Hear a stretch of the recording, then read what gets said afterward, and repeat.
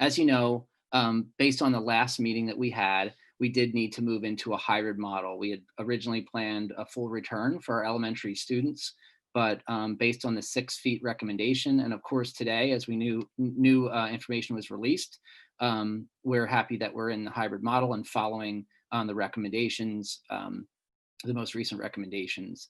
With this model, we've seen this multiple times. It shares the last names and the days that the students will report and the alternating Wednesdays. Wednesdays get a little bit confusing, but this does provide us with an opportunity for when there's 4 days a week for students to report to school face to face and maximize as much time as possible. There is a calendar that we will be communicating out for the public so that they have specific days and know when they will be reporting to school, because there are several 4-day weeks, and that of course we can prioritize face-to-face instruction, and also balance the days that students are reporting. And so we will be communicating that out as that is completed. Again, we thank the community for your patience with this. As you know, we had to wait for the health and safety plan to be approved, which it was, and then to dive into the details of our learning models. So thank you.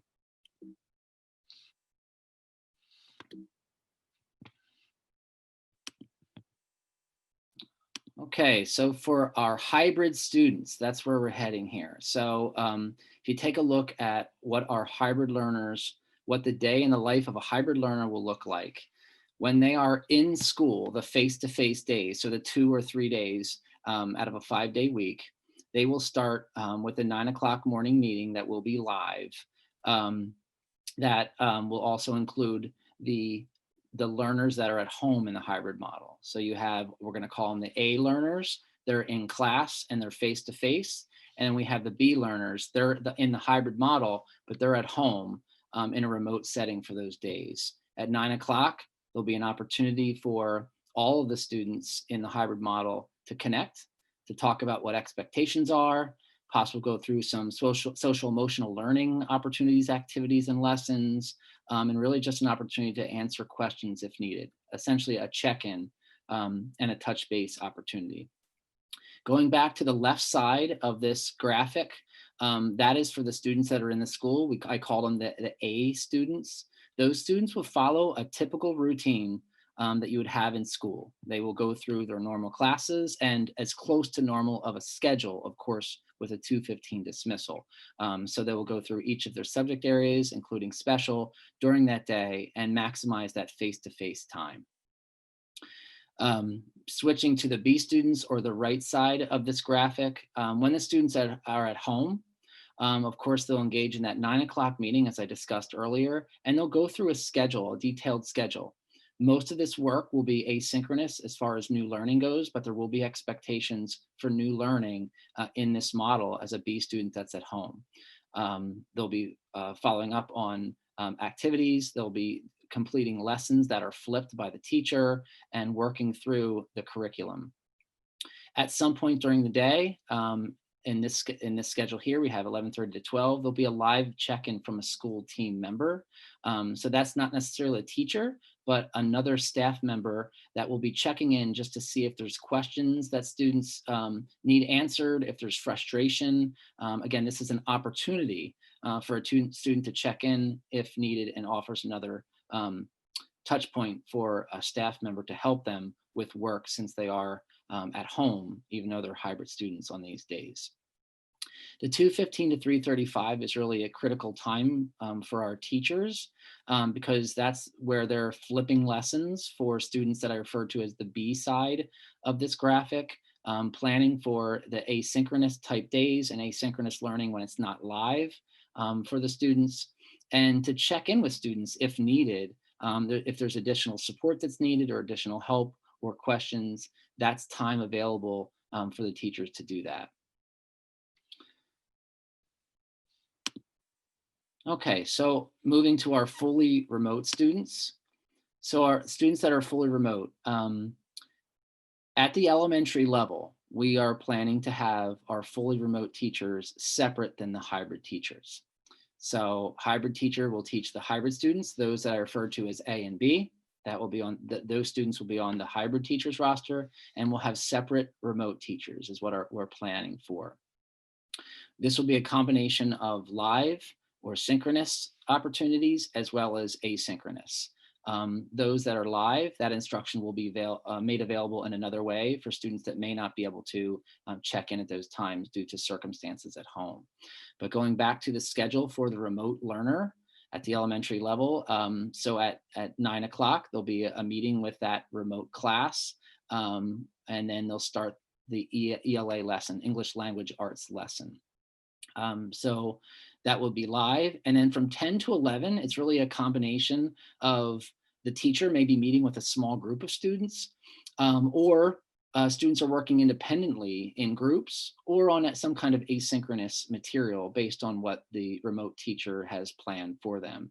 They'll continue with a clear schedule. In this schedule here from 10 to 11, they're then continuing on with literacy instruction. Again, that would include small groups. And the teacher possibly working with them. Then 11 to 11:30, we have science and social studies, which would be a live check-in and start the live lesson and live learning at that time. There also may be asynchronous work in science and social studies as well. That's not necessarily detailed in this schedule here. There will be specials, which will be a little bit different. Of course, our special area teachers will ask them to provide asynchronous opportunities for those remote learners. There'll be a lunch and a break in the schedule, and then a math lesson very similar to the other subject areas that I talked about, where you'll connect, and then there'll be an opportunity for math instruction and group lessons and opportunities to work with students either independently or in small groups during that time, or they may be asynchronous as well, doing activities that are communicated out by that teacher that are expected for the student. As I mentioned before, for those that cannot connect with the live lessons, we'll make that lesson available in another way for the students. All right, hybrid versus remote. So this is just a graphic for you to take a look at the comparison. So in the far left, you have the hybrid student that's at school. So I referred to them as the A students earlier. They're going to follow their normal schedule. At 2:15, there is dismissal, and then the teachers working, planning, flipping, connecting. You have the let's say wintergreen color in the middle here, the hybrid students at home. They're those B students. So that those students at 9 o'clock, they join the meeting with the other A students. They follow the at-home learning schedule that I discussed on slide 4, and they complete the asynchronous content that is assigned to them by the hybrid teacher. There will be 2 live check-ins daily as needed, just to answer questions and make sure they're on track and have what they need to do to complete that asynchronous work. Then at the end of the day, that's additional small group, individual check-ins could be scheduled, and additional work that they may need to complete. But again, could complete it on their own time and their own schedule if that works. And then on the far right in like a gold area here is the remote student, how that looks different. So as I went through that earlier, you start with 9 o'clock meeting on your own with a separate teacher. That's a remote teacher. ELA lessons. You'll go jump into literacy instruction, and you'll continue on, not to be to repeat the same thing over and over, but continue on with the schedule here. And then at 2:15, that's the time for that remote teacher to plan flipped content for when students are working in small groups or independently. So the time breakdown, so people have a better understanding, because there's a lot of questions we've been answering about this. So live instruction, hybrid students, they have 5 hours of face-to-face on in-school days, which of course that's going to be maximized, and that's the benefit of the hybrid model, those A days of instruction. If you're 100% remote, you'll have 3 hours per day of check-in at live time, but really it looks to be about 15 hours a week. So we're about 10 to 15 in the live instruction for hybrid and 15 for the remote. Morning meetings, so 30 minutes a day at the at-home days for the hybrid students, and then for the remote students, it's part of the 9 a.m. time slot.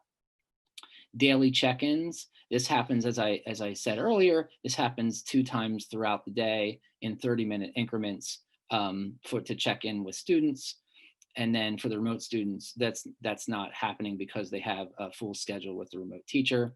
And then small group instruction, additional as needed at 2:15. And then for the 100% remote students, it's really as needed. So communication tools. We heard a lot about the need for consistent communication in the spring. And so in order to support our students, one communication model that we feel is best to communicate out to our families, we will use Seesaw. Um, this not only provides consistency, but for K through 5 elementary, but it provides real-time communication. But there's also opportunities for interactive materials that can be used with Seesaw to help the students and with learning opportunities at home.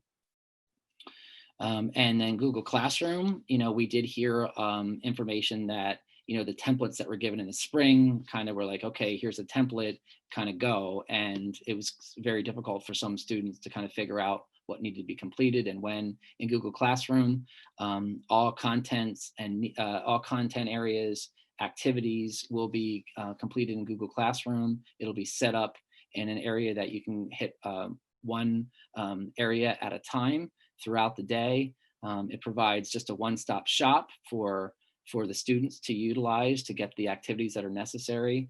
And so there is a tab in there where they can go to their classwork and find everything that's needed each day, and really broken out by time as well.